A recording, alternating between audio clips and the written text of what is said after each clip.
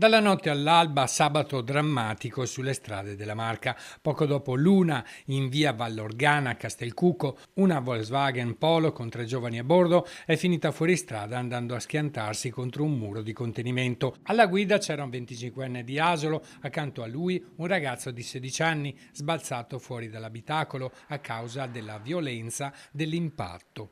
Entrambi sono stati soccorsi dal SUEM 118 e trasportati d'urgenza all'ospedale Cafoncello di Treviso, dove si trovano ricoverati in prognosi riservata. I ragazzi scendevano da Possagno in direzione Castelcuco e purtroppo forse gli è sfuggito il controllo della macchina stessa, tanto da invadere la corsia opposta e andarsi a schiantare contro, il muro di contenimento della collina. Fortuna vuole, tra virgolette, anche che non vi sia arrivato qualcuno in senso contrario, altrimenti la cosa potrebbe avere avuto dei connotati ancora più gravi.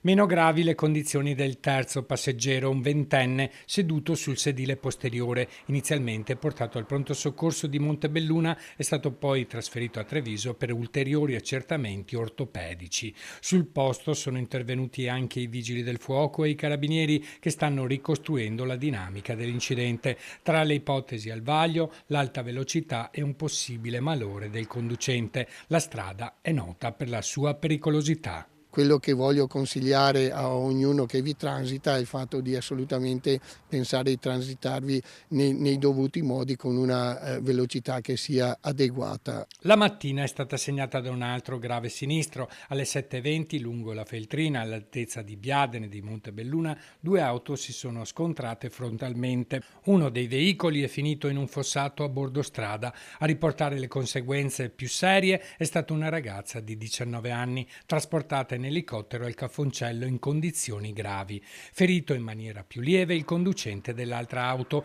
un 25enne, accompagnato in ambulanza all'ospedale di Montebelluna. Ho sentito una grande botta questa mattina.